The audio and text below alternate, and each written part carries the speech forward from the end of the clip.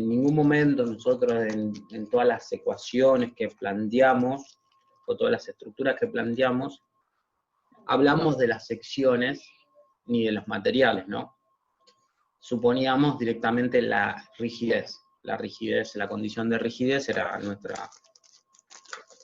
caballito de batalla en toda la materia, lo fue, y bueno, entonces, cuestión que eso no ocurre en realidad. Estamos, las cosas infinitamente rígidas no existen. Esperen un segundito. Las cosas infinitamente rígidas no existen, se deforman, así que depende de la sección, obviamente, y depende del material que utilicemos. Para empezar, veamos secciones normalizadas. Normalizada sería por norma, viene de la norma, ¿no? Y generalmente son de aceros, o aceros, que las que pongo acá pues son las más comunes. Obviamente las hay de aluminio, las hay de otros más, cobre, no sé, depende, pero el acero más utilizado en la ingeniería, el acero es el metal más utilizado en la ingeniería. Fíjense ahí arriba, la primera que tenemos, acá vemos un manojo, muchas barras, que se llaman ADN 420, generalmente acá en Argentina, o barras de refuerzo para hormigón. Se ven ahí unas aletitas que eso lo que hace es, o sea, si yo veo un corte, yo veo un círculo con unas aletitas que le salen. Esas aletitas lo que hacen es mejorar la adherencia entre el hormigón y el acero. Pero en definitiva, lo que es la sección neta, que a mí me interesa, es el círculo central que está en el medio, y acá tenemos una sección neta circular, en simplificaciones, ¿no? Obviamente, sin contar las aletitas. Después verán que quizás la geometría de las masas en una sección circular tan pequeña no le va a influir en términos de aumentar el momento de la sección general. Después lo van a ver con más detalle. Pero no influye tanto, digamos. Ahora, vamos a ver otras cosas normalizadas. Por ejemplo, acá vemos tubos tanto cuadrados como redondos. Obviamente la sección de un tubo redondo, es una pared delgada.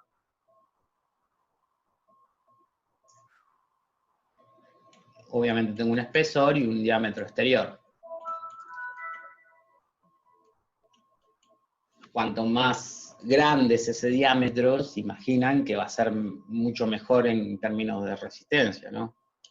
Entonces ahí empieza a ver, entonces a medida que va cambiando el tamaño, aparecen características geométricas que mejoran la resistencia del elemento estructural.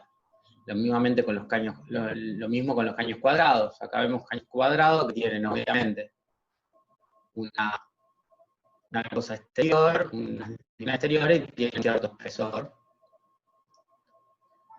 un cierto espesor de pared, que también, obviamente, si es más grande, va a tener mayor resistencia de que si es uno más chiquito. Después vemos otras secciones acá que están apilados, pero son perfiles L. O sea, fíjense que ahí se ven bien. Son perfiles que tienen esta sección.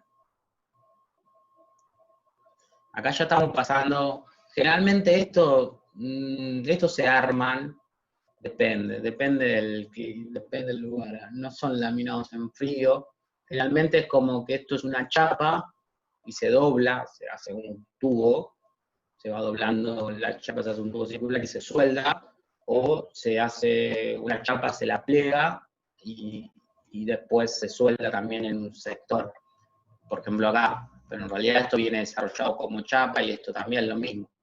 La rolan de alguna manera y la sueldan en algún punto, en la continuidad. Esto, lo que están acá abajo, se dice que son laminados en caliente o en frío, depende. Esto sería laminado en frío, esto sería laminado en caliente.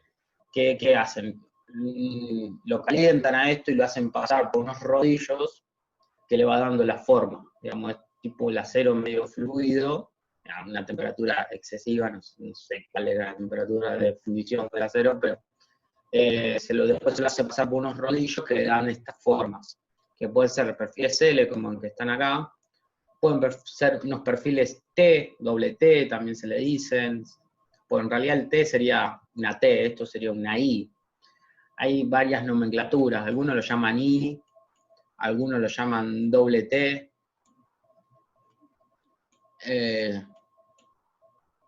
algunos lo llaman directamente T, un perfil T, o el I, el T, sí.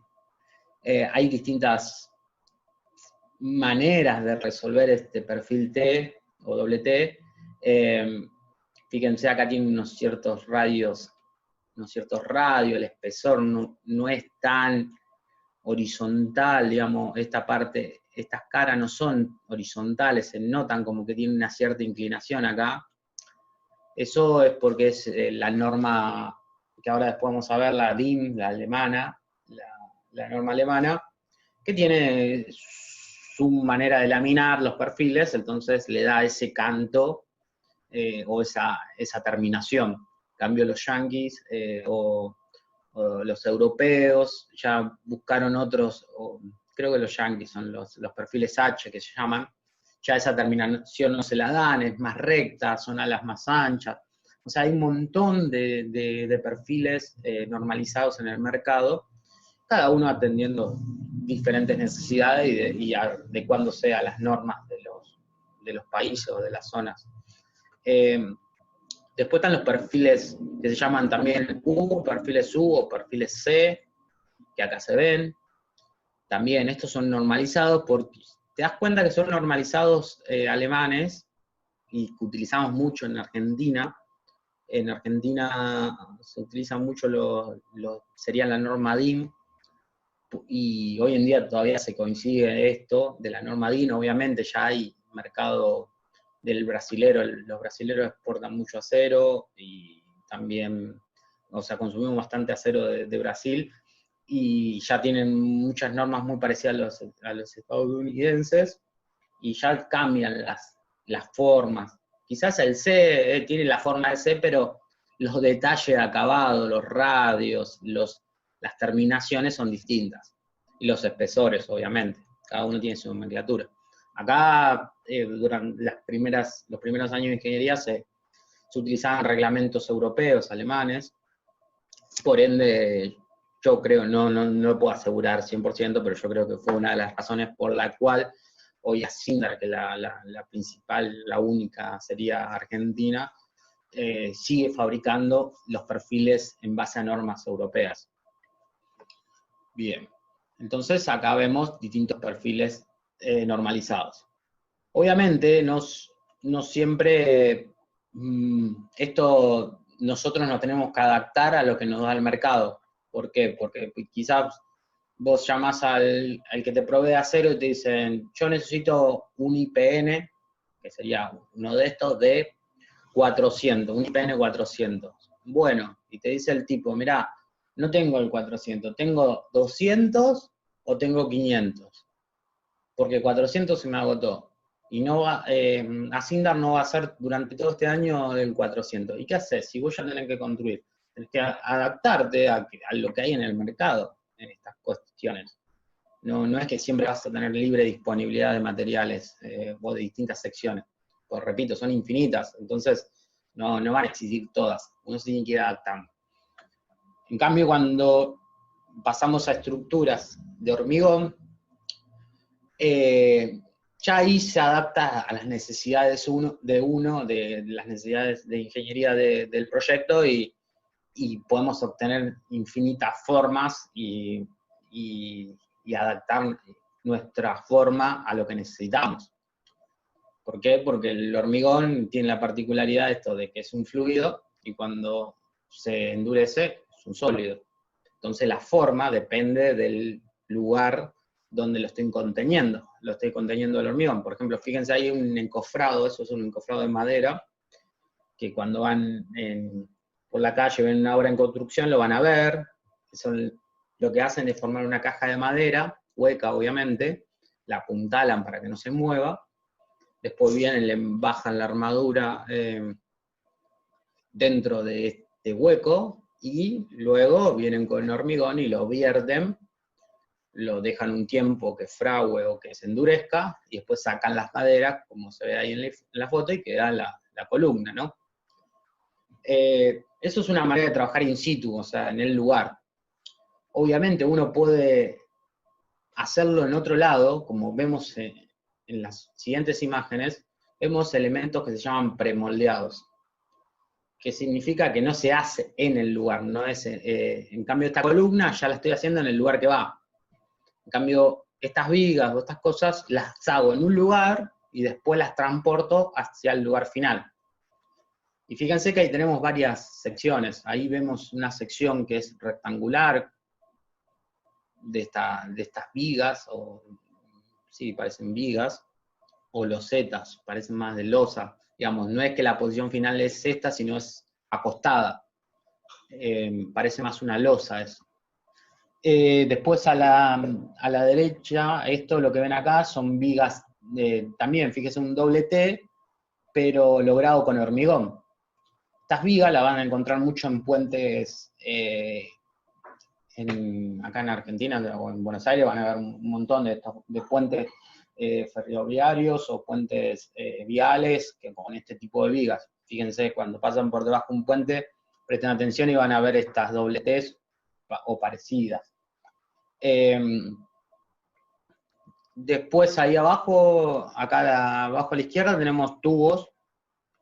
Obviamente, fíjense en los tamaños de los tubos, esto debe ser para un fin hidráulico seguramente, algún entubamiento, y bueno, pero tubos hechos de hormigón, ¿no? Y en el medio tenemos una viga, otra disposición de viga, una B, que es distinta. Esta, si vieron el viaducto, fíjense acá al fondo se ven columna, columna, columna, columna. No se ve, pero están construyendo un viaducto. Un viaducto sería, después acá arriba apoyan, por ejemplo, esto lo apoyan en un estribo, lo que se llama, después le ponen una columna grande para agarrar la tierra, y después acá arriba de estos ganchitos lo que quedan es, lo que arman después una losa en el lugar, y generan el viaducto, o sea, y por acá obviamente pasan autos o trenes, lo que sea. Esto, si vieron la última obra que se hizo acá en Buenos Aires, la del tren que va por la estación de Palermo, que lo levantaron, van a ver este tipo de vigas en un montón de lugares. La que pasa por Corrientes es una locura de grande, pero es de esta forma la viga. Y por último, acá esto de un puente atirantado, la sección también de un puente, que la hacen por partes y obviamente después la suben, esto se hace en tierra, acá ven, acá abajo hay todo agua, o sea, estamos en un puente, estamos trabajando en el aire, y la suben ahí y la colocan, fíjense que después acá hay unas conexiones que van a coincidir, y después otras maneras de conectarla, termina formando una sección del puente que, fíjense, esta más otra, más otra, más otras, va generando todo el tablero del puente.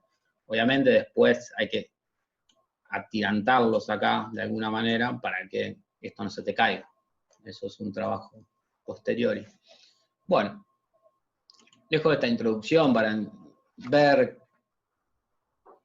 Obviamente, la sección te va a influir de vuelta en la resistencia, como también lo va a influir en el material. Por eso digo que es medio bicho o sapo de otro pozo este tema acá en estabilidad 1, porque lo van a ver bien en estabilidad 2 más estabilidad 3. Hablemos vamos a hacer un breve repaso de todo lo que es geometría de las masas. Yo supongo que que ya vieron algo en la teórica con Roberto. Igualmente hay bastante bibliografía, este tema es bastante común, digamos, no es como trabajos virtuales que te cuesta encontrar una bibliografía, este tema se encuentra bastante, hay muchas explicaciones por ahí dando vuelta. Después vamos a subir algún apunte, que ahí hay muchos ejercicios resueltos también.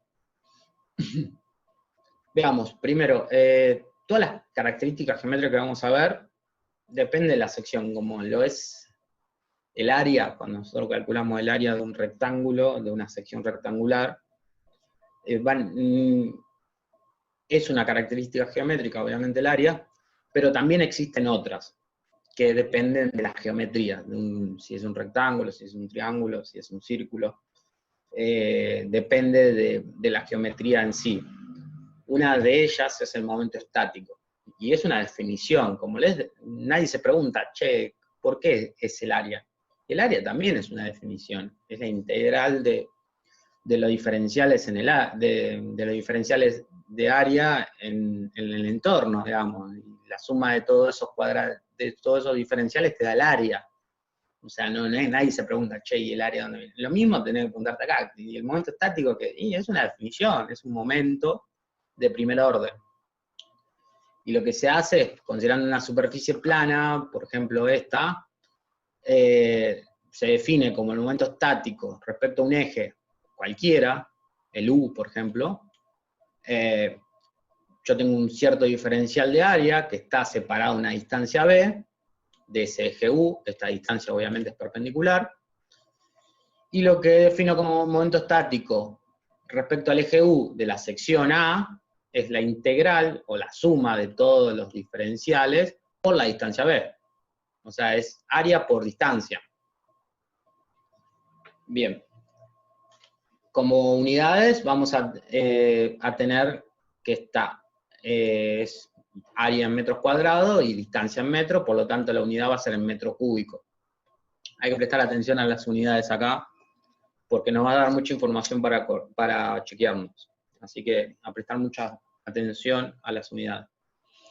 El área siempre va a ser positiva, el diferencial de área siempre va a ser positivo. Lo que va a cambiar va a ser el signo de esta distancia B, porque si está para arriba, yo puedo decir que es positiva, si está para abajo es negativa. Por ende, la sumatoria o la integral que me va a dar el momento estático puede ser tanto positivo, negativo, o también nulo puede ser. ¿Ok? Obviamente, esto con el eje U es una generalidad. Nosotros generalmente vamos a usar un X y un Y, y el momento estático, vamos a tener un momento estático respecto a un eje X y un momento estático respecto al eje Y. El momento estático respecto al eje X lo vamos a calcular como la integral extendida en toda el área de la distancia del diferencial al eje X, que es Y, por el diferencial de área. Y el momento estático respecto al eje Y va a ser igual a la integral extendida de toda el área del diferencial por la distancia al eje Y, que va a ser X. ¿Ok? Momento estático. Otra definición que vamos a tener va a ser la de baricentro, también llamado centro de masas o centroide, según la bibliografía, o un punto G. La definición es que tenemos que es un punto cuya masa es igual a la suma de todas las masas que componen el sistema. Es como que es un punto donde yo puedo considerar que toda la masa está concentrada en ese punto de la sección, toda la masa. Acá se habla de masas, de geometría de las masas o geometría de la superficie. En realidad es lo mismo, ¿no? En temas. Tiene que ver con...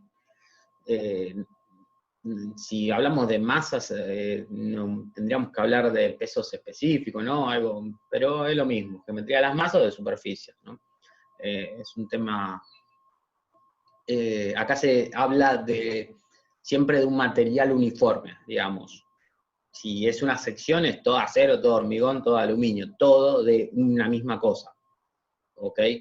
Obviamente, si vos tenés mitad acero y mitad hormigón, o mitad aluminio, mitad acero, ahí tenés que rever esto, por eso entrar en la geometría de las masas más que en la geometría de la superficie. Por eso va a haber libros que te van a decir geometría de la superficie y otros geometría de las masas. Bien, entonces dijimos, el baricentro es un punto que se puede considerar como cuya masa es igual a la suma de todas las masas que componen el sistema. Y también otra definición que tenemos es que el momento estático respecto a un eje es igual a la suma de los momentos estáticos respecto a dicho eje de las masas que componen el sistema. ¿Qué significa esto? O sea, en términos generales. Yo tengo un eje, digo, bueno, tengo el G, el momento estático del total es G, es el área, digamos, de todo, el área total, por esta distancia D, F por D. Y eso es igual a el momento estático de cada diferencial de área, de cada masa que lo compone. Vamos a ponerle I, o sea, a la integral de toda el área de I diferencial de área. ¿Ok? Esta es la otra definición de momento, de baricentro. O sea, baricentro o centro de masa tiene que cumplir estas dos condiciones que hablamos. Bien, entonces, de acuerdo a lo último que vimos, obviamente acá tomamos ejes cartesianos X, Y, y fíjense que tenemos el momento estático de la figura total, va a ser el área total, acá el área definida como la integral de diferencial de área, entendida en toda su superficie, el área total por la distancia al eje X, que es Y, el IG. Y el momento estático respecto al Y va a ser igual al área por la distancia al eje Y, que es XG. Ahora, por lo que vimos antes, estaba esto, que también el momento estático respecto al eje X de las masas que componen va a ser igual a la integral extendida en todo el área de un Y genérico, que va a ser este, por ejemplo, por diferencial de área, un diferencial de área Y. Y lo mismo va a pasar con el eje Y. Si yo igualo estas dos cosas, obtengo esta relación, que es la que vimos recién, o que le escribí yo, y despejo que IG y XG, voy a obtener lo que son las coordenadas del baricentro. Las coordenadas respecto a esta terna que elegí, voy a obtener las coordenadas del baricentro. Obviamente en unidad de metro, esto cuando dije unidad de metros cúbicos anterior, en realidad es unidad de longitud, al cubo, o acá es unidad de longitud, puede estar en metros, centímetros, es más común encontrar las secciones o todas las características en centímetros, centímetros al cuadrado, centímetros al cubo, centímetros a la cuarta, que vamos a ver. Así que el centímetro, acá también puede ser centímetro, no es que siempre es metro, ojo, es más, le decía esto, es más factible encontrar centímetros en los perfiles normalizados, en los metálicos por las dimensiones, y quizás en metros sí en las dimensiones que vimos antes de hormigón, esas enormes, que quizás el centímetro te queda un número muy grande, entonces te conviene trabajar en metros, depende de la unidad, depende de las dimensiones del elemento. Y acá algo importante, que es algo que cualquier recta que pase por el baricentro se denomina recta o eje baricéntrico, y respecto a ella, el momento estático es cero. ¿Qué significa? Si yo tengo el momento estático, a mí me piden, calcule el momento estático de esta figura respecto al eje U. El momento estático de esta figura respecto al eje U, que justamente pasa por el baricentro, es cero. Y se terminó la farra acá. Es cero. O sea, para cualquier eje que pase por el baricentro, el momento estático respecto a ese eje es cero. Al tenerlo en cuenta, pues preguntita de final eso. Bien, entonces, la posición del baricentro es una propiedad de la superficie. y es única, es independiente del sistema coordenado, digamos, no es lo que yo encuentro de la posición del baricentro respecto a un sistema de coordenados que yo elijo, adopto convenientemente, pero no es que si yo cambio el sistema de coordenados va a cambiar relativamente la posición del baricentro, pero la posición del baricentro va a ser siempre la misma. Después puede pertenecer o no a la superficie, y después dos cositas que creo que son muy importantes esto. Si hay un eje de simetría, en la figura hay un eje de simetría, ese eje va a ser baricéntrico, o sea que va a pasar por el baricentro de la sección, si hay eje de simetría. Y si hay dos ejes de simetría, el baricentro indefectiblemente tiene que estar ubicado en la intersección de esos dos ejes de simetría. Entonces, fíjense, por ejemplo, un círculo obviamente tiene infinitos ejes de simetría, pero elijamos uno, este es un eje de simetría, y fíjense que el baricentro pasa por el eje de simetría. Fijémonos un rectángulo. Obviamente tiene doble simetría, una simetría así y una simetría así, indefectiblemente el baricentro está en el centro del rectángulo. Y el triángulo, en rigor, no existe una simetría, pero bueno, acá lo que están buscando, lo que hace para encontrar el baricentro del triángulo es una cuestión de tirar. No me acuerdo si se llama apotema esto, creo que era apotema. Pero geométricamente es unir un vértice con la mitad del lado opuesto, y obtengo esta recta, y lo mismo hacer este vértice con la mitad del lado opuesto, y este vértice con la mitad del lado opuesto, y ahí en ese punto vamos a encontrar el baricentro.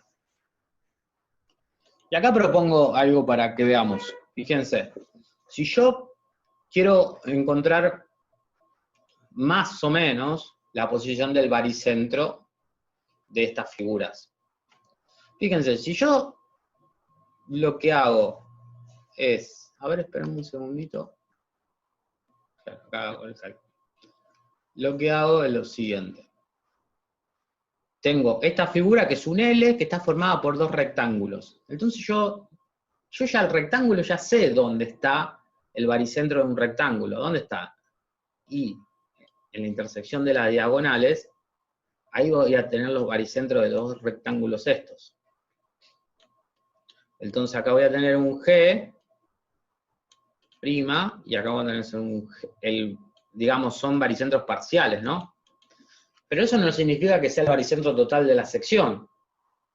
El baricentro total de la sección, en este caso, va a estar sobre la recta que une esos dos baricentros. Digamos, el baricentro puede estar acá, acá, acá, pero siempre sobre esta recta que une estos dos baricentros parciales. Ahora, ¿en qué posición va a estar? Y depende, porque acá empieza a jugar un poquito el tema del área. Imagínense que yo tengo un caso extremo. Tengo una L y una cosa así. Extremo, ¿no? Tengo acá un G, el G segunda, y acá tengo el G'. Pero acá tengo un área F1, y esto es un área F2 que es mucho mayor que F1. De vuelta, el baricentro va a estar en la unión de estos dos, en la recta de unión de estos dos baricentros parciales, pero no va a estar en el medio. En el medio estaría si las dos áreas fueran iguales. Como el área, esta F2, la de arriba, es mucho mayor que la otra, va a estar más cercana al baricentro del área mayor.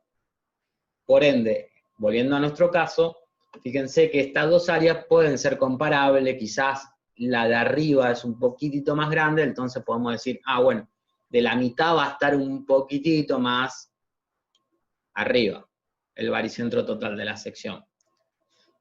Y otra cosa que vamos a comprobar, fíjense, en este perfil L, este es un eje de simetría.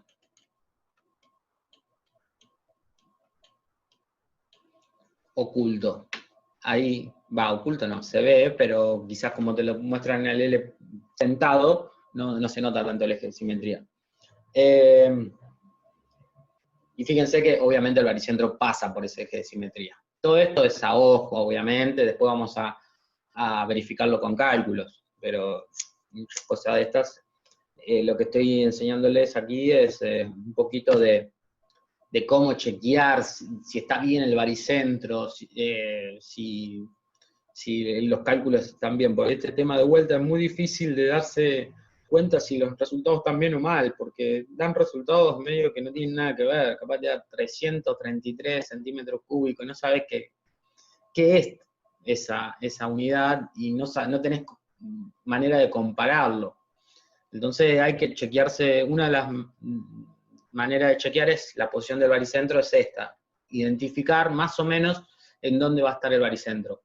Lo que vamos a poder identificar son posiciones más o menos donde tiene que caer el baricentro, y también qué valor tiene que ser mayor que otro. Entonces esas van a ser nuestras herramientas para ver si estamos dentro de todo bien en los cálculos. Fíjense, acá tenemos un rectángulo que yo le sacamos una parte. Bien. En ese caso, nosotros vamos a tener, el concepto es el mismo, o sea, tenemos un rectángulo grande, que es este, cuyo baricentro va a estar en el medio, y vamos a tener un rectángulo chico, que es este, cuyo baricentro también va a estar en el centro. Por ende, el baricentro total de la sección va a estar en la recta que une estos dos baricentros, que por la cualidad o la geometría de esta figura estaría en un eje central, así, que también sería de simetría. Bien, ahora, ¿dónde va a estar? ¿Y entre estos dos? O, fíjense una cosa, lo que está pasando es que esta área es subtractiva, digamos, no es, lo que está haciendo es sacando área, en vez de aportando área. Por lo tanto, y fíjense, imagínense que yo vengo y le pongo mucha área a este rectángulo, a este rectángulo chiquito le pongo mucha área, entonces el baricentro se va a empezar a correr más cerca de esa área. Lo que, al sacarle, al sustraerle área, lo que estoy haciendo es logrando el efecto contrario. Entonces, el baricentro general, en vez de estar en el medio entre los dos, va a estar de este lado. Porque en vez de acercármelo, como le estoy sustrayendo, lo que va a hacer es alejármelo. Entonces, vamos a encontrar que el baricentro va a estar a la izquierda del centro de este rectángulo grande. Y después, en un perfil C, fíjense, obviamente acá, de vuelta, ubicamos las diagonales, entonces puedo saber dónde están los baricentros parciales, y acá con este estudio siempre hacemos el estudio de A2. Veo estos dos. ¿Dónde está el baricentro de estos dos cuadraditos? Y fíjense, estos dos cuadraditos, o estos dos rectangulitos son iguales. Por lo tanto, el baricentro de esta 1 y esta 2, el baricentro de estas dos va a estar en el centro. Una vez, este es el baricentro 1, que es la combinación, o vamos a ponerle 1 y 2. Ahora me falta combinar con el baricentro de la sección 3, que sería del rectángulo 3.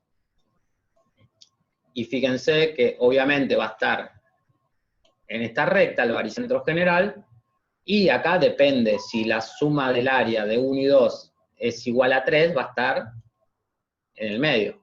Obviamente, si las alas, estas alitas, son más chiquitas, va a estar más cerca de 3.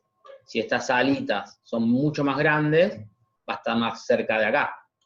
Entonces, depende de las dimensiones, el baricentro va a estar por esta zona, el baricentro general. Bien. Acá vemos cómo hacemos esto, lo que vimos recién, pero analíticamente. Fíjense, tenemos una G1, una G2 y una G3.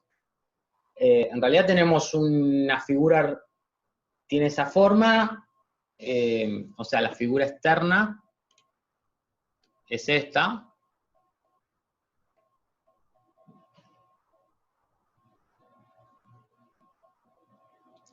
Esa es la figura externa, y le sustraigo esta parte, un círculo. Le hago con una mecha un agujero ahí, y me queda esa figura. Obviamente esta línea me quedó del PPT, y no va, pero bueno, espero que se entienda. Yo tengo esa figura, ahí viene un mecánico, me dice, che, necesito maquinar esto, bueno, y antes de maquinar, digo, voy a calcular el baricentro de esta sección. Bien, es una figura que la puedo dividir en 3 figuras conocidas, que sería un rectángulo A1, que le sumo un rectángulo A2, y que le resto un círculo A3. O sea, es un área subtractiva, sustraigo, pero no es que significa que es área negativa, porque el área nunca puede ser negativa, el área siempre es positiva. Pero puede ser subtractiva, sustrae área. Entonces, el área total va a ser, obviamente, A1 más A2 menos A3. Puedo hacer la integral de eso, me va a llevar un montón de tiempo. Y la posición, digamos, ¿puedo hacer la integral? Sí, pero no es necesario, hacer directamente esta cuenta. Y la posición del baricentro, con lo que vimos antes, va a ser el momento estático de las masas que lo componen, dividido el momento estático, y eso, el momento estático de las masas que lo componen es igual al momento estático de la sección general. Entonces, de ahí yo esto lo paso dividiendo, y me queda que el baricentro, la coordenada I del baricentro, la IG que llamo, va a ser igual al momento estático respecto de X de 1, más el momento estático respecto de X de 2, menos el momento estático, porque es subtractiva del área 3, dividido el área total, que es A1 más A2 menos A3. Y lo mismo va a pasar con la coordenada del eje X. Tengo que hacer el momento estático. Esto es el momento estático de A1 respecto al eje Y. El momento estático de A1 a 2 respecto al eje Y, el momento estático de A3 respecto al eje Y, dividido el área total. Bien, este es el procedimiento que vamos a utilizar. Después ya vimos momento estático, baricentro. Ahora vamos a ir a momentos de segundo orden. En este caso va a ser el momento de inercia. El momento de inercia, como ven ahí, es muy parecido al momento estático, no más que la distancia se eleva al cuadrado. ¿Bien?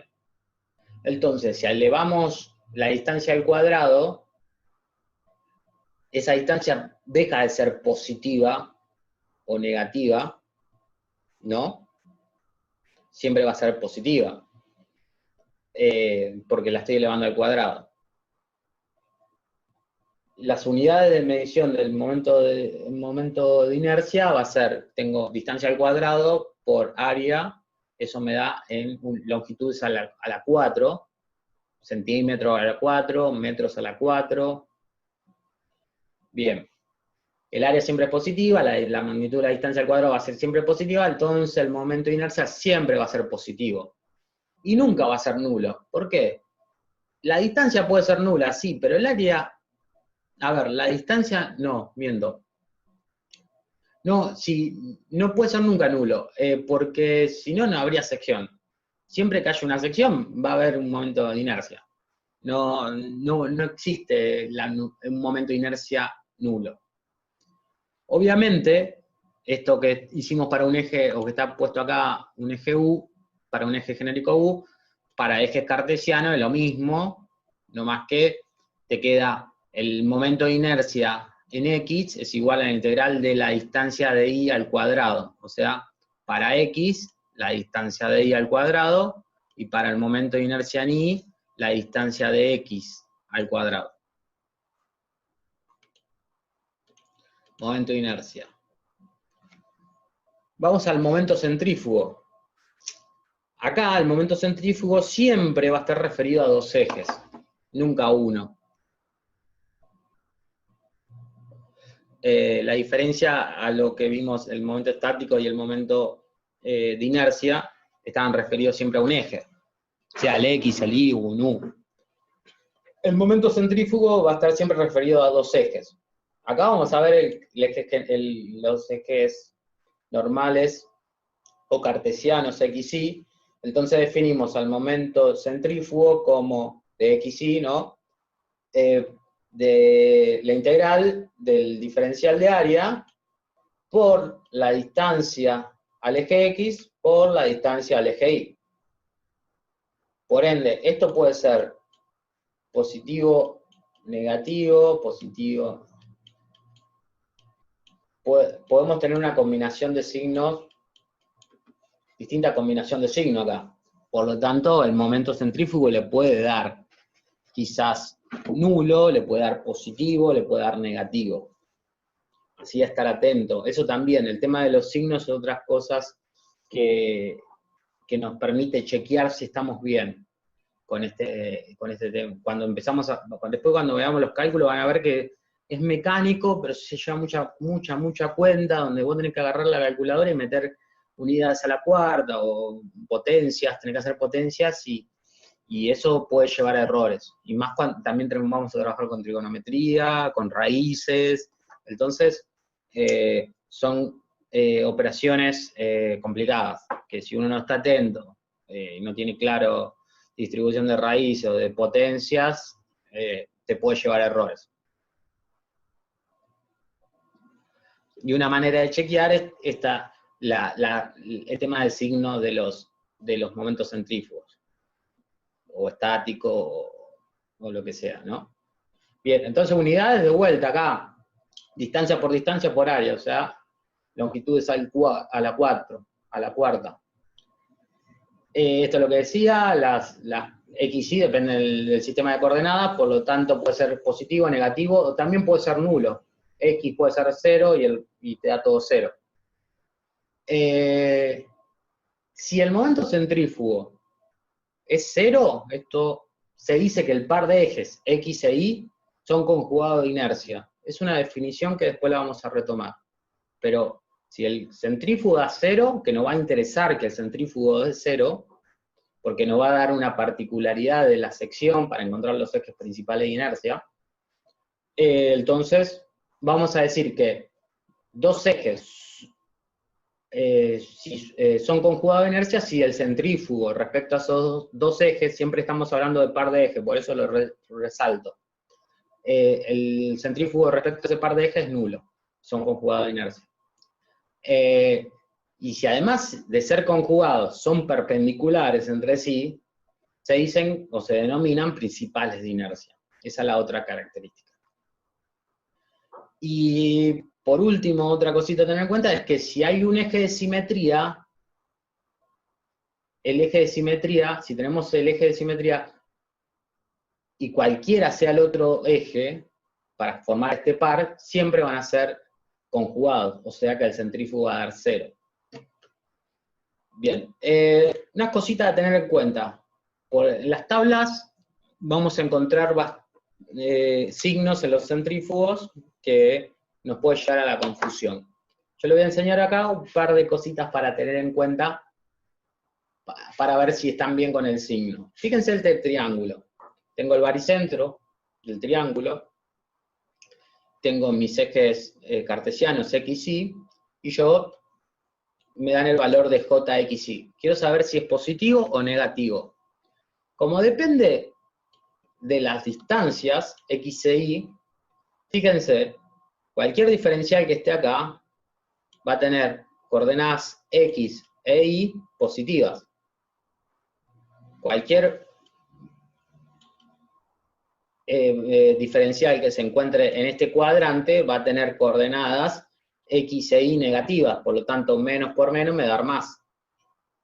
En cambio, si estoy en este cuadrante, cualquier diferencial va a tener coordenadas, una positiva, en este caso la X, y la Y negativa, y si estoy en este cuadrante, lo mismo va a ocurrir que voy a tener coordenadas sí positivas, pero x negativas, por lo tanto menos por más me va a dar menos. Por ende, se dice que esto, o yo lo veo de una manera, como esto me va a aportar momento centrífugo, lo que estoy en verde, negativo. Y lo que está en rojo me va a aportar momento centrífugo positivo. Y como esto es una integral extendida a toda el área, fíjense que depende del área. Cuanto más área que me aporte momento centrífugo negativo tenga, si tengo más área que me aporte centrífugo negativo que positivo, obviamente el centrífugo en este caso va a ser negativo, porque veo que lo verde tiene mayor área que lo rojo. En cambio, si yo doy vuelta el triángulo, es el mismo triángulo, está girado, fíjense que y tengo estos ejes X, Y, fíjense lo que es positivo, en este caso va a ser esto. En este caso también lo mismo. Positivo va a ser esto, y negativo va a ser esto. En este caso acá me equivoqué, esto también es negativo. Esto sería en un caso, a ver, propongamos un caso así, a ver,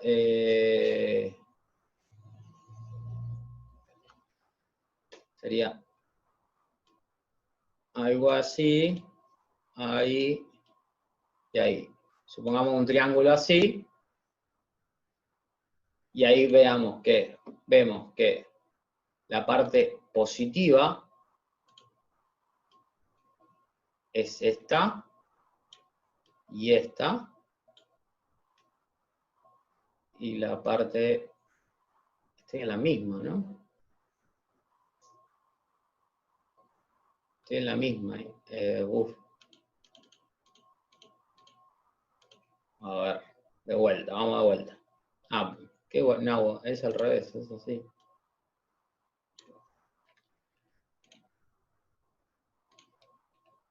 Ahí. En este caso, o sea, sería este triángulo girado ahí. Ahora sí.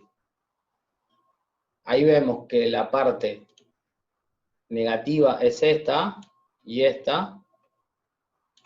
la parte positiva es esta, o sea que me aporta momento céntrico positivo es esta. Entonces, en un caso como este, que los ejes estén puestos de esta manera, o la sección esté de esta manera, en este caso el JXY va a ser, como tengo más área positiva, va a ser mayor que 0. En un caso que tengo doble simetría, ya vimos esto, si uno de los ejes es simetría, cualquiera sea el otro eje, el centrífugo será nulo. O sea, si estoy en doble simetría, el centrífugo es nulo. Lo mismo ocurre en un punto, si me paro en un punto acá, en la base del rectángulo, fíjense, este sigue siendo de simetría, y como cualquier otro sea el eje, esto, el momento centrífugo respecto a estos dos pares de ejes, es nulo. En cambio, si yo me paro en una esquina, fíjense que ahí cuando hago la integral, va a ser distinta de 0. No vamos a tener un centrífugo 0 si yo me paro en una esquina y mido el centrífugo respecto a este X y este Y. Porque esto no me va a dar 0, X e Y no me va a dar 0. Me va a dar distinto de 0. Y en este caso toda el área es positiva, por lo tanto va a ser mayor que 0. Esta es una manera de ver si es positivo o negativo el centrífugo, que es una de las cosas más, no difícil, sino es la que generalmente mete en la pata. Y por último vamos a ver las características Z, que es el polar y el radio de giro. No le doy mucha importancia a esto porque en rigor son bastante deducibles de acuerdo a lo que vimos anterior. No vamos a tener una aplicación directa en los ejercicios que vamos a ver, pero ténganlo en cuenta que son propiedades que no va a permitir dimensionar secciones más adelante en otras materias. El momento polar lo que usa, en vez de usar una XY, usa las coordenadas polares, el radio.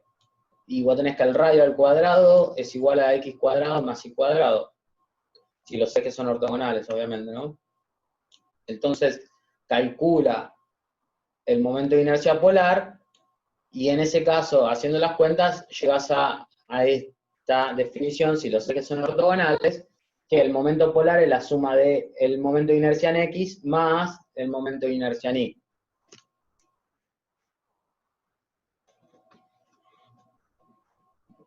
El radio de giro no es otra cosa que es una definición donde lo que hacemos es encontrar este radio de giro, es esta distancia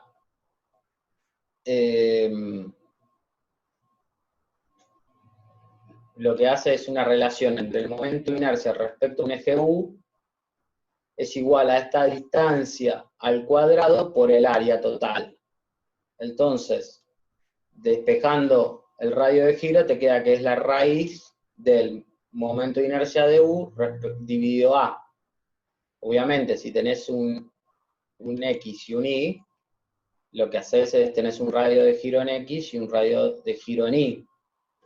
Lo que tenés que hacer es dividir el momento de inercia en X, dividido el área, y le aplicás la raíz, y lo mismo para el Y, y lo mismo puedes hacer para el polar. Digamos, acá aplicar esta definición. Las unidades, obviamente, si esto está en centímetros a la cuarta, los momentos de inercia dividido área, que está de centímetros al cuadrado, te queda todo esto centímetros al cuadrado, le aplicas la raíz, te quedan centímetros o unidad de longitud directamente. El radio de giro nos da una idea de la esbeltez, si es esbelta o no la sección. Eso lo van a ver mucho más adelante. Bien. Hay un montón más de propiedades que la van a ver, por ejemplo, si vieras en Metálicas 2, y yo creo que los mecánicos también, que son coordenadas sectoriales. O sea, este es el nivel 1, hay otro nivel Dios, que ahí ves un montón de cosas que te vuelan la cabeza de propiedades geométricas de las secciones. Bien. Nos queda, ya vimos todo lo que son propiedades que vamos a utilizar. Ahora lo que vamos a hacer es ver dos cositas. Va a ser el teorema de Steiner, que es para trasladar momentos de inercia de un eje a otro paralelo, o sea, la definición, según el Flies, el momento de inercia de una superficie respecto a un eje cualquiera de su plano es igual al momento de inercia de la misma respecto de un eje baricéntrico paralelo anterior, más el producto del área de la superficie por el cuadrado de la distancia que separa ambos ejes. Digamos, dicho en palabras, suena complicado, pero no es difícil. Lo que nos queda, vamos a ver, por ejemplo, imagínense que yo tenga el momento de inercia baricéntrico XG, que es este, el IG. Lo que hacemos es, si yo quiero el momento de inercia de la sección, pero respecto a un eje X', que es paralelo al XG, el momento de inercia X' va a ser igual al momento de inercia del XG más la distancia que separa estos ejes paralelos, que en este caso es B, al cuadrado, por el área total de la figura. Bien. Lo mismo va a ocurrir si vamos con el eje Y. Tengo el Y baricéntrico, y quiero el Y', que es paralelo al baricéntrico, esto es paralelo, separado una distancia A, va a ser el momento de inercia respecto al Y' de toda la sección, va a ser igual al momento baricéntrico al momento de inercia I baricéntrico, más la distancia que separa al cuadrado por el área total. Y después, obviamente, lo que vamos a tener es el centrífugo, también le vamos a poder aplicar Steiner, y fíjense, si yo tengo un centrífugo baricéntrico XG, XY, G, que sería este, y quiero el centrífugo X', Y', este, lo que vamos a hacer por Steiner va a ser el baricéntrico, el centrífugo baricéntrico XG, XY, G, más la distancia A por la distancia B, por de vuelta el área de toda la figura. Y ahí voy a obtener los ejes, los momentos de inercia trasladados paralelamente a los baricéntricos. Bien, esto lo vamos a utilizar mucho, así que espero que lo tengan claro. Después están los principales de inercia. Lo que vimos recién es una traslación de ejes. Los principales de inercia lo que hace es aplicar, no voy a hacer toda la deducción, pues ya seguramente la teórica es muy engorrosa y no vale la pena. Lo que hace acá es un giro, o sea, yo tengo los ejes principales, por ejemplo, baricéntricos y X, ¿no? Estos rojos que están acá. Tengo esto. Y lo que hace es, bueno, giro un ángulo alfa, estos ejes, y sigo manteniendo la perpendicularidad. Entonces estos ejes X y se transforman en un eje X' y en un Y', y calculo las propiedades geométricas respecto a estos ejes girados. Obviamente la transformación va a ser esta, de X', o de XY, de las coordenadas XY a las coordenadas X', Y'. O sea, hay un cambio de coordenadas por el giro de los ejes, va a depender del ángulo alfa. Haciendo toda esa deducción, calculando los momentos de inercia respecto a X' y a Y', y a momentos de inercia centrífugo respecto a X', Y', llegan a estas expresiones que dependen tanto de los momentos de inercia en X y en Y, y el centrífugo en XY. Y que dependen obviamente del ángulo de giro, ¿no? Bien, ¿qué ocurre?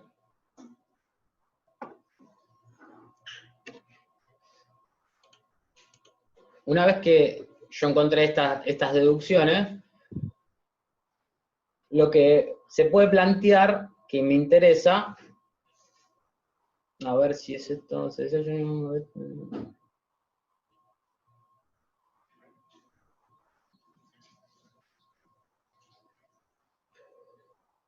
bien, acá lo que estoy presentando es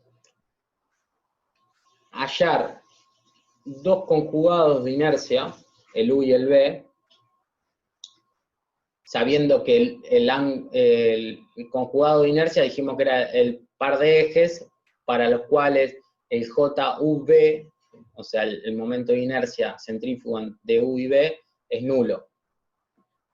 Entonces lo que hace acá es, dado que te dan el U, dado que te dan un eje U inclinado a un ángulo alfa, en base a estas fórmulas, obtiene que el conjugado, o sea, esto se lo dejo para que lo vean en bibliografía o que lo consulten en la teórica, obtienen que el ángulo beta del conjugado, el B, se calcula con esta fórmula que contiene los momentos de inercia respecto de XY y el centrífugo y la tangente del ángulo alfa.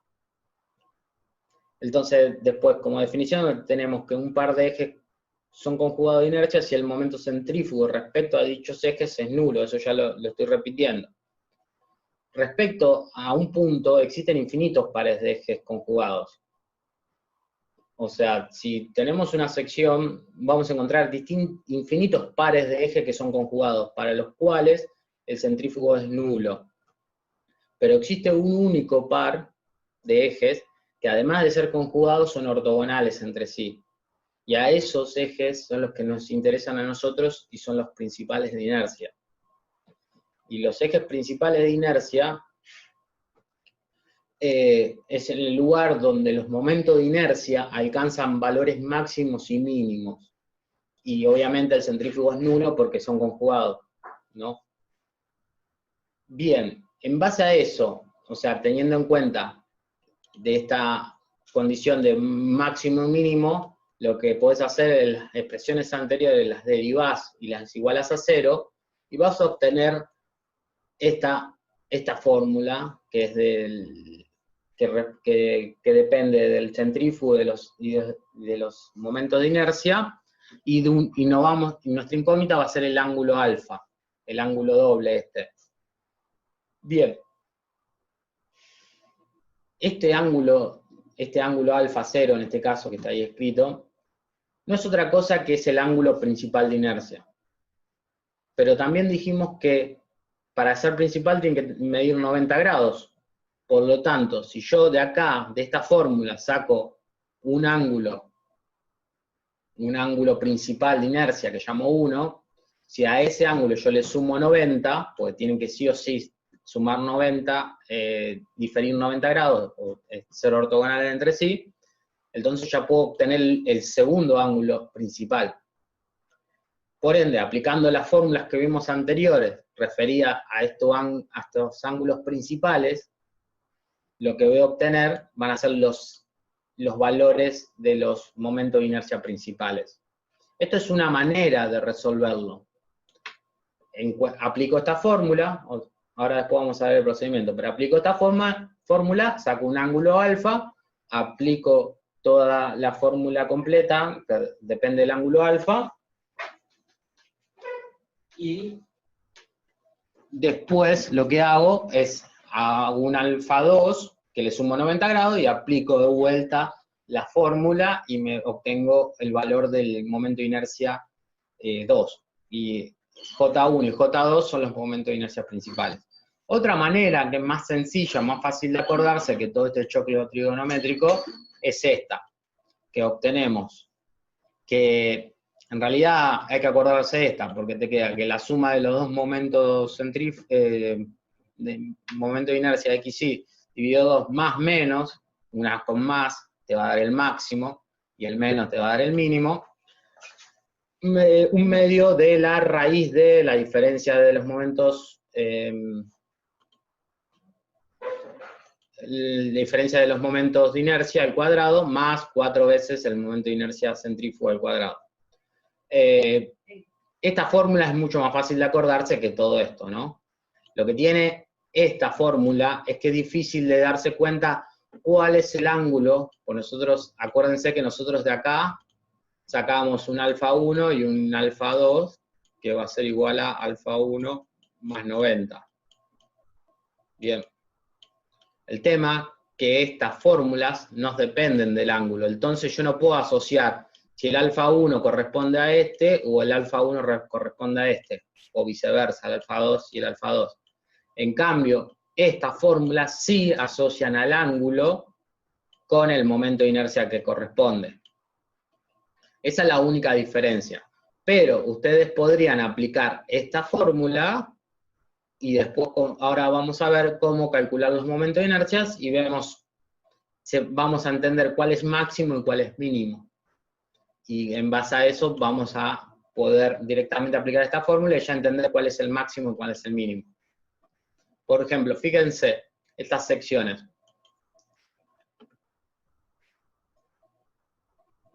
Esta sección rectangular, que tengo su baricentro ahí. ¿Cuál es el momento de inercia? Y yo sé que, antes que me olvide, creo que me lo pasé por alto, es esto, que todo eje de simetría es principal de inercia. Esto también es algo conceptual que nos va a servir mucho. Todo eje de simetría es principal de inercia. Entonces, si yo ya tengo un eje de simetría, yo ya sé que ese es principal de inercia. ¿Y el otro dónde va a estar? Y perpendicular a ese, porque yo sé que los principales sí o sí tienen que tener 90 grados entre sí. Entonces, ya teniendo un eje de simetría, yo ya sé los ejes principales de inercia. O al menos sé por dónde van a ir los ejes principales de inercia, ¿no? Quizá no tengo el valor, pero al menos sé por dónde van a ir. Entonces, fíjense, esto tiene doble simetría. Por lo tanto, los ejes principales de inercias coinciden. Es este y este. ¿Cuál es mayor? ¿El X o el Y? ¿Alguien que me conteste?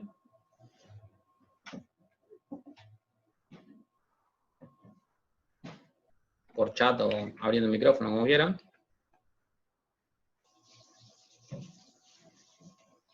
¿Cuál es el mayor de los dos ejes? Yo ya dije que estos son principales de inercia. ¿Cuál es el mayor? ¿Cómo? ¿El I? El I. ¿Alguien está de desacuerdo o en acuerdo con él?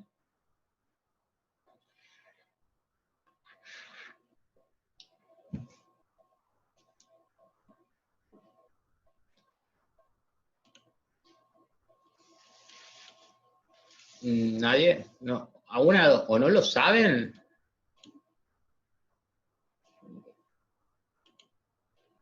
Creo que el I. Bueno, a ver, pensemos. ¿Cuál es la definición de momento de inercia? El JU o el JX, lo que sea, era la integral extendida al área de la distancia al eje este, al cuadrado, por el área, ¿no? O diferencial de área, ¿no? Perdón. O sea, tengo distancia al eje al cuadrado por área. Entonces, pensemos esto. Cuanto más alejada tenga masa, tengo la masa más alejada del eje, significa que esta distancia, encima que es alejada, la elevo al cuadrado, obtengo mayor momento de inercia. ¿A qué voy? Vamos a lo simple. Imaginemos algo discreto. Tengo este eje X y mi sección está compuesta por dos bolitas discretas, separadas a una distancia D. Obviamente, si yo aumento esta distancia, vamos a poner otro color, mantengo el área, pero aumento la distancia,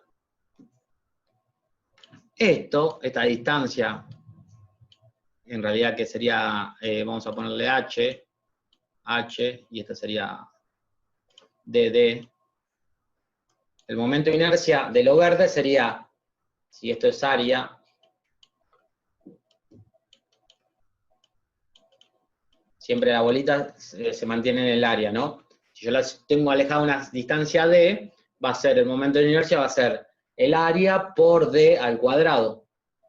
Ahora, si yo la alejo a una distancia H, va a ser el área, que va a ser la misma, por H al cuadrado. Y H es mayor que D y encima está al cuadrado. Por ende, cuanto más masa alejada tenga del eje, mayor va a ser mi momento de inercia. Por ende, fíjense, en este caso, yo tengo masa acá, que está alejada esta distancia. Tengo masa acá, que está alejada esta distancia. En cambio, en la otra dirección, yo tengo masa acá, que está alejada esta distancia. Y más acá, que está alejada de esta distancia. Por ende, el X es el máximo. Porque tiene más masa alejada del eje. Y el Y va a ser el mínimo. ¿Se quedó claro por lo que dijeron que el Y era el máximo? Por favor, eso. Bien. Otra cosa para verla es, imagínense que ustedes tienen lo que tiene, tengan un arroyito, vamos a suponer así, tengo un arroyito, y tienen un tronco, tienen una madera, este tablón, con una forma de este tablón. O sea, tienen un tablón que lo van a usar para pasar el arroyo. Ese tablón, ustedes lo pueden poner, obviamente, así, y caminar por encima, o pueden ponerlo así, y caminar por encima. Este sería el caso 1, y este sería el caso 2. Obviamente, imagínense que están en el medio. Son una carga puntual para este tablón que está simplemente apoyado. ¿Cuál piensan ustedes que se va a deformar más? Deformar, digamos, en términos de flexión, así, ¿no? Va a ser una pancita. ¿Cuál se va a deformar más? ¿El 1 o el 2?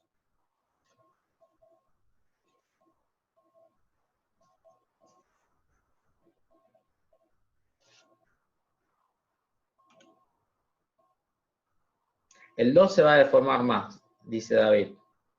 Bien, lo mismo que agarren una regla, si tienen la mano, fíjense, agarren la regla de los extremos y fíjense, traten de doblarla en una dirección y ven que es bastante flexible, en cambio la quieren doblar en la otra dirección y es un poquito más rígido, o sea, no la pueden doblar directamente. Esto es lo mismo que ocurre con el tablón y la regla, digamos. Ven cómo la deformación es mayor cuando estamos en una opción 2. Esto acá nos da una idea de que el momento de inercia nos está dando una idea de la capacidad de adoblarse de la sección, ¿no? Nos da una idea, cuanto mayor momento de inercia tengo, menos capacidad de doblarse va a tener. Cuanto menos momento de inercia tengo, más se va a poder doblar la sección, o girar la sección. Entonces se dice que el momento de inercia en realidad es la resistencia al giro de la sección. ¿Ok? ¿Quedó claro esto?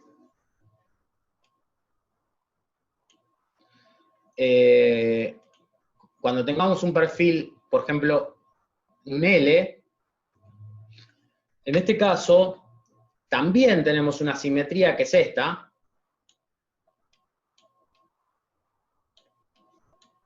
Y ya sé que es principal de inercia, y después tenemos el perpendicular a este simétrico, va a ser principal de inercia.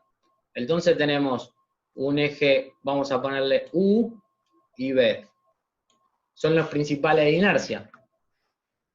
Porque uno es simétrico, ya sé que es principal de inercia, el otro es perpendicular, ya sé que es principal de inercia. ¿Cuál es mayor? El de los momentos. ¿El U o el B? Con lo que vimos recién.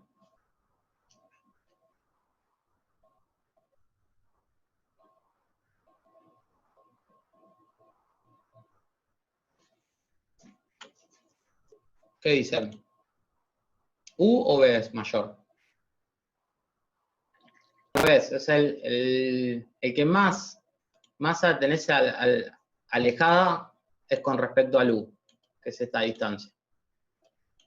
Fíjate que acá tenés más alejada, más alejada, de que obviamente depende de las dimensiones. El B es el de menor inercia. Generalmente esta distancia es mucho menor que las otras, las azules que te estoy marcando. Entonces el B es de mayor inercia. El U es de mayor inercia.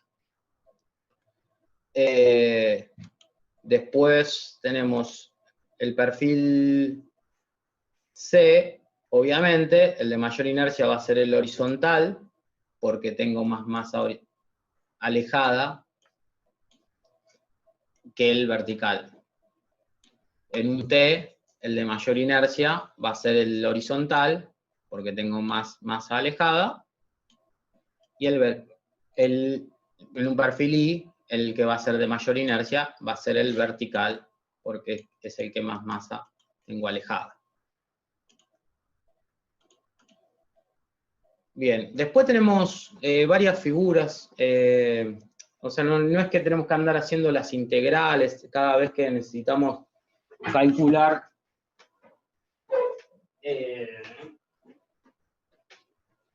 cuando necesitamos calcular figuras geométricas, no es necesario que hagamos las integrales, ya están las tablas. Y bueno, en las tablas ya tenemos la mayoría de las figuras. La mayoría de las figuras están tabuladas y están en el campus, así que entren, bájensela y ya pueden trabajar con eso. Y fíjense, van a encontrar esta tabla que son de figuras geométricas conocidas, donde pueden verla de acuerdo a ejes X, Y, cartesianos, y ponen un 0 acá, por ejemplo, y los baricéntricos, X, G y G, y le da la posición del baricentro, el área, obviamente los JX, el JY, el JXY, y los J baricéntricos, el X, el Y, el JXY. Fíjense que están todos las figuras más conocidas, hay más, yo puse acá las que me interesaban. Y tengan en cuenta, fíjense acá el centrífugo de lo que hablábamos hoy, del triángulo. Este es negativo. Si ustedes tienen la otra disposición de triángulo o algo así, este signo tiene que ser positivo, por lo que vimos hoy más adelante. Después van a tener la de perfiles normalizados, también están ahí, hay dos tablas, una que es la DIM, que es estas figuritas, y después está la del CIRSO, que también está en esto. La del CIRSO es más completa, si quieren ya la pueden bajar e imprimir, porque la van a utilizar bastante seguido en todas las materias. La de perfiles normalizados, acá generalmente el perfil se llama el perfil I, IPN se le dice, van a encontrar muchos ejercicios como IPN, y la designación, que por ejemplo IPN 200. Eso, la designación depende de la altura H, o sea, la altura H que están acá. Fíjense, después, cuando entra la designación, tienen toda una fila donde verán todas las propiedades geométricas que le interesan. H 200, el ancho 90, los radios de giro, el espesor. Van buscando acá en la figurita esta lo que les indican.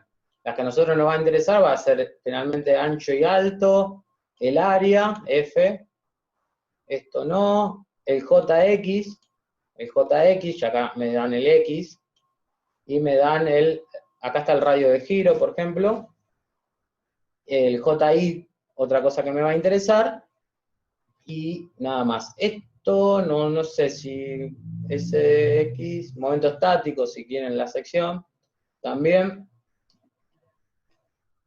Y tengan en cuenta que obviamente acá el que hace la tabla no te va a decir, el centrífugo es nulo, porque ya es una figura de doble simetría y ya sabemos que el centrífugo es nulo. Entonces no te lo va a dar a esos datos. Después están los UPN, esto de vuelta, la nomenclatura es UPN, y la designación acá, por ejemplo, el 220, UPN 220, que también se mide por la altura H del UPN, y entran a la tabla, obviamente, a esa línea, y van a tener, acá no me aparece, pero van a tener los anchos, todo, y hay una posición que es esta, que es la posición EI, que es la posición del baricentro en horizontal. En vertical, obviamente, por ser simétrico, está en el medio. Y después van a tener el JX, el JY, y obviamente el centrífugo 0, porque estos coinciden con los principales de inercia. Y acá tenemos los perfiles L, que no acá, generalmente te lo dan en la construcción, o lo utilizamos apoyado en una de sus caras. Entonces, nos interesan los paralelos a las caras más que los principales, pues los principales en realidad son el nabla y el eta, que acá nos da, por ejemplo, la nomenclatura generalmente es largo de ala y el espesor, y acá buscan el que sea, obviamente, y fíjense que tienen el J eta, el J nabla, y también tienen el JX y el JY, que en este caso son iguales porque son de alas iguales. Obviamente el área y los espesores, todo. Y la posición del baricentro está acá también, que está referida a X, a Y. Bien, para terminar hacemos este ejercicio de manera rápida. Tenemos, acá les estoy proponiendo este ejercicio, que es una figura compuesta, donde lo que vemos, acá les estoy planteando, es un procedimiento general de resolución. Una vez que nos dan el ejercicio, en este caso nos piden encontrar los ejes principales baricéntricos y las medidas están en metros. Ok. Después, el procedimiento que acá está escrito, después está discretizado en las siguientes filminas. Fíjense, primero es...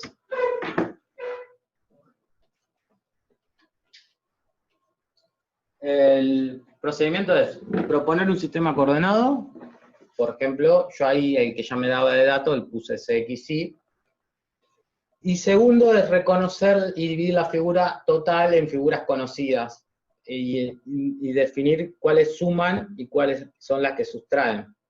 Fíjense, acá dividí acá la mitad del círculo acá, después generé un rectángulo que llamo A1, al semicírculo lo llamo A3, y le resto un triángulo que lo llamo A2. Entonces es rectángulo A1 más semicírculo A3 menos rectángulo A2. Una vez que definí eso, este es un procedimiento que me parece que es ordenado y que pueden utilizar, pero ahí no pueden hacerlo de distintas maneras, no es que esta es la única manera de hacerlo. El segundo procedimiento, la tercera parte del procedimiento sería identificar las tres figuras por separado. Fíjense que acá hago las tres figuritas, y voy a referir todas las propiedades, o voy a hacer un listado de todas las propiedades geométricas de la figura, y siempre referidas a los ejes coordenados que elegí al principio, en el paso 1. Entonces fíjense, la figura 1 es un ancho 3 metros, una altura de 5, el área 5 por 3, 15, la posición del baricentro ya sé que está en la mitad, entonces 1 más 1,5, 2,5, y la de la posición en I es 1 más 2,5, 3,5. De acuerdo a la tabla que vimos de figuras conocidas, vamos a obtener el momento baricéntrico, del rectángulo, como base por altura al cubo sobre 12, y el baricéntrico para el I del rectángulo va a ser, en este caso, esta altura 5 por 3 al cubo sobre 12, y obviamente el centrífugo va a ser 0. Lo mismo hacemos con la figura 2, que es el triángulo, y ahí tenemos que la dimensión es 2 por 2, obviamente su área es la mitad, 2 metros cuadrados sería en ese caso. La posición del baricentro es como la carga distribuida que vimos en triangular. En realidad está a 1/3 y 2/3 de la base. Entonces, lo van a ver en la tabla. Entonces va a ser 2 más 2/3 de B2, o de 2 metros, y en la posición I del baricentro 2 va a ser 1 más 1/3 de esta altura. Obviamente, sacan, de acuerdo a la tabla, van a sacar los valores de el JX baricéntrico de la figura 2, el JI baricéntrico de la figura 2, y el J centrífugo, en este caso sí va a tener, porque es un triángulo, y fíjense que en este caso es positivo por lo que vimos las anteriores filminas. Y por último, la figura 3, las propiedades van a depender del radio, el área que depende del radio, la posición obviamente en X es en la mitad, o sea, en R sobre 2, en R, sería 1 más R, respecto a las coordenadas de mis ejes cartesianos, y en I sería con esta fórmula que está en la tabla también, para encontrar la posición en I, y a la cual le tengo que sumar 6 metros, ¿no? Y por tabla van a encontrar el JX, el JI, y obviamente el centrífugo va a ser 0 porque tiene un eje de simetría. Una vez que hicieron eso, tienen las tres figuras, la cuarta parte es encontrar el área total. Acuérdense que la 1 y la 1 sumaba, la 3 sumaba y la 2 restaba. Entonces, el área total va a ser el área 1 menos el área 2 más el área 3. Saco el área total. La posición del baricentro, ya vimos, XG va a ser los momentos estáticos de cada figura respecto al eje Y, dividido el área total. Y obtengo que la posición del baricentro me da en X 2,4 y en Y me da 4,39. Después que encontré la posición del baricentro, lo que tengo que hacer es trasladar los momentos de inercia de las figuras individuales al baricentro general por Steiner. Entonces, acá aplico Steiner. Tengo el momento de inercia en X de la figura 1, baricéntrico, ¿no? Obviamente, y lo voy a trasladar al baricentro general. Fíjense que uso IG menos el IG1, que sería la posición del baricentro de la figura 1. Eso al cuadrado, porque por el área de la figura 1. Lo mismo hago con la figura 2 y con la figura 3. Esto para X. Y para Y hago lo mismo. Traslado por Steiner del baricentro de la figura individual al baricentro de la figura general. Por ejemplo, en términos generales sería, este es el X, y me lo traslado a un X baricéntrico. O sea, tengo que hacer este traslado, tanto en X como en Y, para cada una de las figuras. Y después, por último, también tengo que trasladar el centrífugo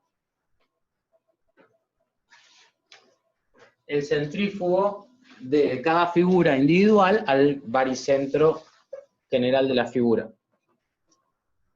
Una vez que hice eso de las figuras individuales, lo que voy a hacer es sumar o restar, según corresponda, los momentos de inercia individuales, todos en el baricentro, en ejes baricéntricos. Lo que tienen que tener en claro en estos ejercicios es que para sumar o restar momentos, tienen que estar en el mismo eje, o ser ejes coincidentes.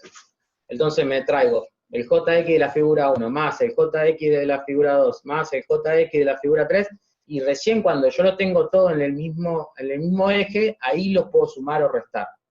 Entonces fíjense que termino sumando y ahí obtengo el general, obviamente, ¿no? El JX general va a ser el JX de la figura 1 menos el JX de la figura 2 más el JX de la figura 3. Y lo mismo va a ser con el Y y con el centrífugo. Estos van a ser los momentos de inercia de la figura total respecto a dos ejes baricéntricos X e Y paralelos a mis coordenadas. Esto que estoy hallando acá. Esto de la figura total.